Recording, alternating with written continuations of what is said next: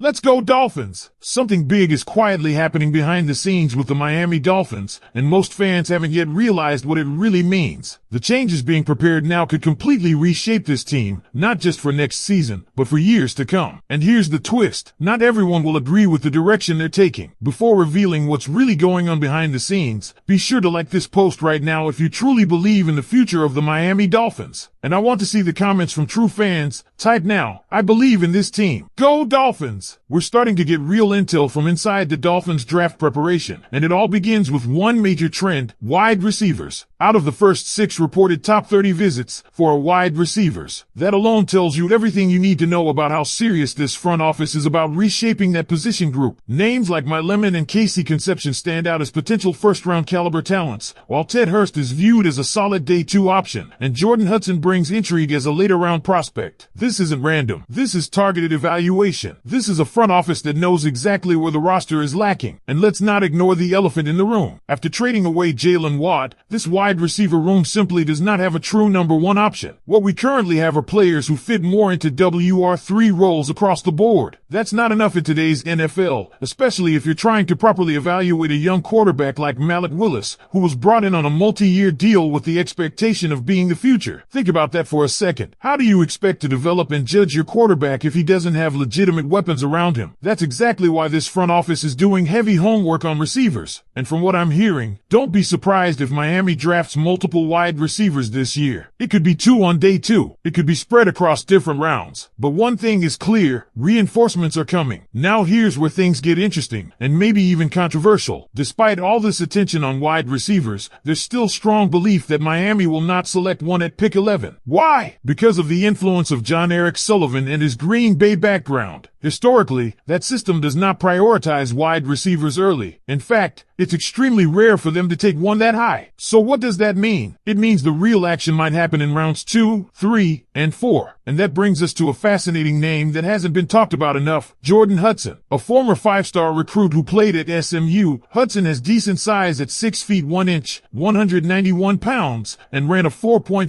40-yard dash. His production might not jump off the page, but his efficiency, especially against man coverage, is something that clearly caught Miami's attention. And if you watched SMU versus Miami last season, you already know what he's capable of. Hudson dominated that game with over 130 yards and 11 catches, going right at a secondary filled with future NFL talent. That performance alone may have put him on the Dolphins' radar in a serious way. But the draft strategy doesn't stop at wide receiver. The Dolphins are also quietly evaluating defensive backs, and 2 names are gaining traction: Jaylen and Andre Fuller. Kilgore is especially intriguing. At around 6 feet 1 inch, 210 pounds, with strong athletic testing numbers, he offers versatility that fits perfectly into this defensive scheme. He can play safety, corner, or even a hybrid nickel role. That kind of flexibility is exactly what modern defenses crave. Fuller, on the other hand, looks like a classic late-round value pick. Physical, productive, and solid against the run, he fits the mold Miami has been targeting in defensive backs. So now step back and look at the bigger picture. The Dolphins are not just preparing for the draft. They are actively reshaping the identity of this team. They are building around a young quarterback, addressing glaring weaknesses, and doing it with a clear plan in mind. And here's where things start to get even more intense behind the scenes, because the deeper you look into this strategy, the more you realize this isn't just about replacing production. This is about redefining how the Miami Dolphins offense will function moving forward. If Miami truly waits until day 2 or even day 3 to address the wide receiver position, then they are betting heavily on development, scouting precision, and scheme fit rather than instant star power. And that's a bold move, because let's be honest, fans are used to seeing explosive, game-changing receivers leading this offense. Waiting could mean patience, but it could also mean pressure. Now think about the volume of names they're evaluating. This isn't a casual search. This is a deep dive. Mike McDaniel, Casey Conception, Ted Hurst, Jordan Hudson, and even additional names like Bryce Lance, Chris Brazzell, and Jeremy Bernard have been part of ongoing discussions. That tells you the Dolphins are building a board, stacking options, and preparing for multiple scenarios depending on how the draft unfolds. And here's something else that should grab your attention. Miami has multiple picks in the third round. That's a golden opportunity. That's flexibility. That's where a player like Jaylen